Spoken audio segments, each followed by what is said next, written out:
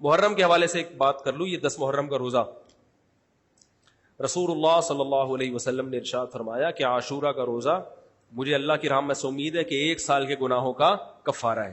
تو بڑی فضیلت ہے. رمضان کے بعد سب سے زیادہ فضیلت عاشورہ کے روزے کی ہے, 10 محرم کا روزہ. سمجھ رہے ہیں؟ محرم میں ہمیں شریعت نے کیا کرنے کا حکم دیا ہے, اسلام کیا کہتا ہے؟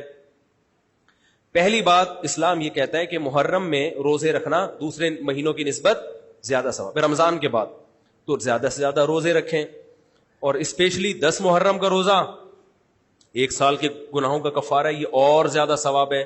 پورے محرم نہیں رکھے جاتے تو کیا کرنا ہے, 10 محرم کا رکھنا ہے. حدیث میں آتا ہے کہ آپ نے حکم دیا 2 روزے ملا کے رکھو, کیونکہ یہودی جو تھے وہ 1 روزہ رکھتے تھے, صحیح ہے نا. تو یہودیوں سے مشابہت سے بچنے کے لیے ہمیں حکم دیا کہ اس کے ساتھ ایک اور روزہ ملائیں. تو علماء یہ کہتے ہیں کہ آج کل یہودی 10 محرم کا روزہ نہیں رکھتے, تو اب مشابہت ختم ہو گئی ہے.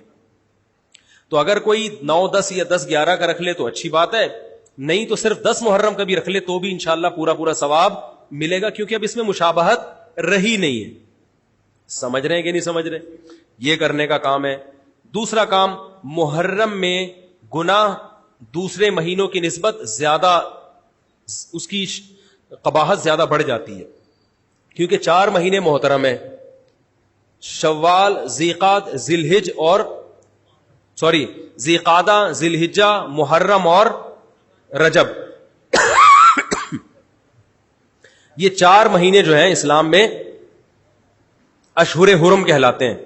قرآن کہہ رہے فلا تظلموا فیہن انفسکم, ان میں اپنی جانوں پہ ظلم مت کرو. یہ ماتم کرنا بھی تو ظلم ہے نا اپنی جان پہ. تو اللہ نے فرمایا ان 4 مہینوں میں اپنی جان پہ ظلم مت کرو. کسی بھی طرح سے ظلم ہو, جسمانی ظلم ہو, روحانی ظلم ہو. جسمانی ظلم ماتم کر کے بھی ہو سکتا ہے, اور انگاروں پہ چل کے بھی ہو سکتا ہے, اپنے آپ کو پیٹ کے بھی ہو سکتا ہے. روحانی ظلم کیا ہے؟ گناہ کر کا. تو نہ گناہ کرنے کی اجازت, نہ کسی اور طرح سے. عام مہینوں میں بھی ظلم کی اجازت نہیں ہے, نہ اپنے اوپر اور نہ کسی اور پر. تو ان 4 مہینوں میں ظلم کی نوعیت بڑھ جاتی ہے. سمجھ رہے ہیں؟ یہ ایک محرم کی فضیلت ہے اسلام میں. اور تیسری فضیلت جو محرم کی, جو بعض روایات سے ثابت ہے, یعنی جو فضیلت تو نہیں کہیں گے اس کو, جو محرم میں کرنے کا کام ہے, وہ بعض احادیث میں آتا ہے کہ آپ صلی اللہ علیہ وسلم نے ارشاد فرمایا کہ عاشورہ کے دن اپنے اہل و عیال پر دسترخوان کو وسعت دو, اس سے رزق میں برکت ہوتی ہے. لیکن یہ جو حدیث ہے یہ ضعیف ہے, سند کے لحاظ سے پاورفل اور مضبوط نہیں ہے. بعض علماء نے کہا کہ اس کثرت طرق کی وجہ سے حسن کے درجے کو پہنچ گئی ہے. ہمارے ہی بعض اکابر علماء کی رائے ہے, علماء جو بر صغیر کے علماء, بڑے بڑے علماء ہیں, میں نام نہیں ذکر کرتا لیکن بہت بڑی اپر لیول کے علماء ہیں, ان کی رائے یہ ہے کہ یہ ضعیف, اتنی ضعیف نہیں ہے کہ بالکل ہی مسترد کر دی جائے, ٹھیک ہے نا, اور تعدد طرق کی وجہ سے درجہ حسن کو پہنچ گئی ہے. علامہ ابن تیمیہ رحمہ اللہ تعالی, جن کو سعودی عرب میں بہت فالو کیا جاتا ہے, ان کی رائے اور سلفی علماء کی رائے, جو سعودی عرب کے العثیمین, بن باز وغیرہ تھے, ان کی رائے یہ کہ یہ حدیث بالکل صحیح نہیں ہے, اور اس کی کوئی حیثیت نہیں ہے کہ دسترخوان کو وسیع کیا جائے اور عاشورہ کے دن کھانا کھلایا جائے. سمجھ رہے کہ نہیں سمجھ رہے؟ لیکن جو دوسری طرف معتدل علماء, معتدل سے مراد میں ان کو برا نہیں کہہ رہا, لیکن وہ انہوں نے حدیث کی جو, اب اگر آپ سندوں کی تحقیق کریں گے تو اس کو بالکل من گھڑت قرار دینا درست نہیں ہے. اگر سندوں کی تحقیق کریں گے تو ایسا معلوم ہوتا ہے کہ علامہ ابن تیمیہ رحمہ اللہ تعالی, جو ہمارے لیے قابل احترام ہے, انہوں نے اس حدیث کو رد کرنے میں تھوڑا مبالغہ سے کام لیا, غلو کیا ہے. ایسا نہیں ہے کہ بالکل ہی اس کی کوئی ویلیو نہیں ہے. تو ضعیف روایتیں ہیں لیکن کثرت طرق کی وجہ سے درجہ حسن کو پہنچ گئی ہے. سمجھ رہے کہ نہیں سمجھ رہے؟ اس وجہ سے بعض علماء کی رائے, بلکہ جمہور کی رائے یہی ہے کہ محرم میں اگر کوئی اپنے بچوں کو جمع کر کے اچھا کھانا کھلا دیتا ہے 10 محرم کو, اور یہ حلیم شاید یہیں سے نکلا ہے, شاید یہیں سے نکلا ہے کہ یوں وہ اچھا کھانا ہو جائے گا, تو وہ کہتے ہیں کوئی حرج نہیں ہے. لیکن ایک بات جو دوسرے علماء کہتے ہیں, جو میری بھی سمجھ میں آتا ہے, بلکہ میں نے پہلے کہیں پڑھا تو نہیں, میرا دماغ اس طرف گیا, لیکن اس کی تائید میں علماء کے فتاوی مل گئے. دیکھو, اگر کوئی حدیث ضعیف ہو یا حسن ہو تو صرف حسن ہونا کافی نہیں ہے، یہ دیکھا جائے گا کہ یہ دوسری صحیح حدیثوں سے ٹکرا تو نہیں رہی ہے. یہ بھی ایک فقہ کا اصول ہے کہ اگر ایک کمزور چیز ہے لیکن وہ طاقتور دلیل سے ٹکرا رہی ہے تو پھر اس کمزور چیز کو بالکل رد کیا جائے گا. تو عاشورہ کے دن روزہ رکھنے کا حکم ہے، یہ بالکل بخاری مسلم کی صحیح حدیث سے ثابت ہے. اور جو کھانا کھلانے والی روایت ہے وہ اس ٹکر کی نہیں، اس کو تو ابن تیمیہ جیسے محقق نے بالکل ہی کالعدم قرار دے دیا، بعض عرب علماء نے بھی بالکل کالعدم قرار دے دیا، اگرچہ ہماری رائے ہے کہ بالکل کالعدم نہیں ہے، لیکن بہرحال اس میں محدثین کا بڑا اختلاف ہوا ہے. جبکہ روزہ رکھنے والی جو روایات ہیں وہ بالکل بے غبار ہیں، ان کو سب صحیح مانتے ہیں. تو کھانا کھلانا اور روزہ جمع بولو بھائی نہیں ہو سکتا، اس لیے کہ اگر وہ روزے کا دن ہے تو کھانے کا دن نہیں ہے، کھانے کا دن ہے تو روزے کا نہیں. ابن تیمیہ رحمہ اللہ تعالی کی رائے یہ ہے کہ بعض لوگوں نے شیعہ کی مخالفت میں غلو کیا ہے. شیعہ نے اس دن کو چونکہ منحوس بنا دیا 10 محرم کو، تو انہوں نے مخالفت میں اس دن کو ایک سیلیبریٹ کرنے کے لیے نا کھانا کھلانے کا حکم دے دیا کہ ہم منحوس نہیں سمجھتے بلکہ اس کا کیا کریں گے اپوزٹ، کہ کھاؤ اور کھلاؤ. تو انہوں نے کہا یہ بھی غلو ہوا ہے دوسری طرف. بھائی منحوس نہیں ہے، مبارک ہے ہماری نظر میں، لیکن اتنا مبارک کہ اس میں کھانا کھلانا اور یعنی عید والا عنصر، کھانا کھلانا تو عید کے دن ہوتا ہے نا، تو عید نہیں ہے بہرحال. تو یہ بھی بڑی جاندار بات، اگرچہ یہ عقلی دلیل ہے مگر یہ ایسی نہیں ہے کہ بالکل اس کو کالعدم قرار دے دیا جائے.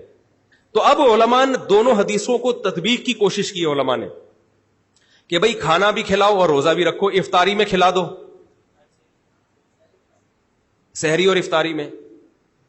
تو بات یہ ہے کہ افطاری میں اگر آپ کھلائیں گے تو وہ 11 محرم شروع ہو چکی ہوگی، وہ 10 محرم بولو بھائی نہیں رہے گی. دوسرا سحری میں جو کھلانے کا مسئلہ ہے نا، سحری میں تو سحری میں جب ہم کوئی کہتے ہیں نا فلاں دن یہ کام کرنا ہے فلاں دن، تو اس سے لغت میں جو ذہن میں متبادر ہوتا ہے نا وہ دن کا وقت ہے، وہ 3:30 پونے 4 کا وقت نہیں ہوتا. یہی وجہ ہے کہ جو لوگ اس حدیث پر عمل کرتے ہیں عاشورہ والی، وہ دن میں کھانا کھلاتے ہیں، دوپہر کے ٹائم لنچ کرتے ہیں. وہ افطاری میں تو ویسے ہی دسترخوان وسیع ہوتا ہے بھوک کی وجہ سے. ارے بابا وہ تو ویسے ہی بچوں کو جب روزہ رکھا ہوا ہے تو اچھا کھلاؤ، سحری اچھی کراؤ، اور افطاری وہ تو ویسے ہی بھوک کی وجہ سے. رمضان میں دیکھو نا کیسے کھلے دسترخوان ہوتے ہیں. تو میں نے بڑی کوشش کی دونوں حدیثوں کو جمع کریں، لیکن تکلف کے بغیر یہ ممکن نہیں ہے. تو فقہ کا ایک اصول ہے کہ جب کوئی بے غبار صحیح حدیث ہوتی ہے اور اس سے ایک اصول ثابت ہو رہا ہے تو اس کے مقابلے میں اگر کمزور روایت آئے گی جو اس سے ٹکرا رہی ہوگی تو اس کمزور روایت کو، اگرچہ وہ موضوع من گھڑت نہیں ہے لیکن اس کمزور کو اس صحیح حدیث کی مخالفت کی وجہ سے بولو بھائی رد کر دیا جائے. اس لیے میرا نالائق کا موقف یہ ہے، میں بہت نالائق ہوں، میں اتنی بڑی بڑی باتیں کرتا نہیں ہوں، لیکن ساڑی عقلچ یہ چیز آندھی نہیں ہے کہ بھائی جو روزے کا دن ہے وہ بھوکے پیاسے رہنے کا دن ہے، وہ کھانے کھلانے کا نہیں ہے. افطاری میں تو ویسے ہی کھاؤ بھی کھلاؤ بھی. تو اور اس کا نقصان یہ بھی ہوتا ہے کہ لوگوں نے اس کھانا کھلانے کے چکر میں روزے چھوڑ دیے ہیں. سمجھ رہے ہیں، جب حلیم پکے گا تو کون روزہ رکھے گا بھائی؟ ساری رات گھوٹا لگے گا حلیم کا کہ کل دسترخوان وسیع کرنا ہے، تو پھر روزہ گیا، وہ تو تیل لینے گیا، روزہ کون رکھے گا روزہ؟ تو وہ حدیث صحیح حدیث کی بالکل اس میں ٹائٹ قسم کی مخالفت ہو رہی ہے. ٹھیک ہے نا؟ تو نالائق کی رائے، پھر بھی اگر کوئی دوسرے علماء کی رائے کو فالو کرتا ہے تو وہ کھائے بھی کھلائے بھی. میں کہتا ہوں جو مضبوط چیز ہے اس کو لینا چاہیے، جو کمزور چیز ہے اس کو چھوڑ دینا چاہیے. ہمارے حضرت مفتی رشید احمد صاحب رحمہ اللہ ایک بات کہتے تھے کہ جہاں کھانا کھلانے کی حدیث آئے گی نا وہاں مسلمان اس کو لے ہی لے گا. کھانے پینے کی جہاں بات آئے گی مسلمان کیا کرتا ہے؟ وہ کہتا ہے بس یہ صحیح ہے، یہ بالکل صحیح حدیث ہے. ٹھیک ہے نا؟ وہ کیا کرتا ہے؟ جن علماء کی تحقیق ہے وہ تو تحقیق سے کہہ رہے ہیں، لیکن عام پبلک کی عادت یہ ہوتی ہے کہ فتویٰ بھی اسی کا فالو کریں گے جہاں کھلانے کا تذکرہ. تو اب ہمارے کہتے جہاں کھانا کھلانے کی بات آئی مسلمان کہتا ہے بس یہ بالکل صحیح بخاری کی طرز پر، یہ بخاری کی شرط پر یہ حدیث. تو بھائی بھوکا رہنا عبادت ہے، بھوکا رہنا سنت ہے. بچوں کو تو ویسے ہی کھلاؤ، عاشورہ ہو یا نہیں ہو، اور سحری افطاری کرا دو، اچھی سی روزہ رکھواؤ. اور جو بالکل چھوٹے بچے ہیں وہ تو ویسے ہی کھاتے ہیں. تو اس لیے، اور پھر اس کا نقصان کیا ہو رہا ہے؟ حلیم کے گھوٹے لگ رہے ہیں پوری پوری رات بیٹھ کے، اس کے الگ نقصانات ہیں، سبیلیں لگ رہی ہیں. حضرت حسین رضی اللہ تعالیٰ عنہ تو کربلا میں شدید گرمی میں بھوکے اور پیاسے اپنی جان دیتے ہیں، اور یہاں ہم کیا کر رہے ہیں؟ کھانا کھا رہے ہیں، دیگیں پکا رہے ہیں، شربت پی رہے ہیں. تو یہ بات عقل میں آنے والی نہیں ہے. تو عاشورہ کے دن کی مناسبت سے روزہ ہی ہے، وہ روزہ رکھنے کا دن ہے. اللہ تعالیٰ عمل کی توفیق عطا فرمائے. وما علینا الا البلاغ.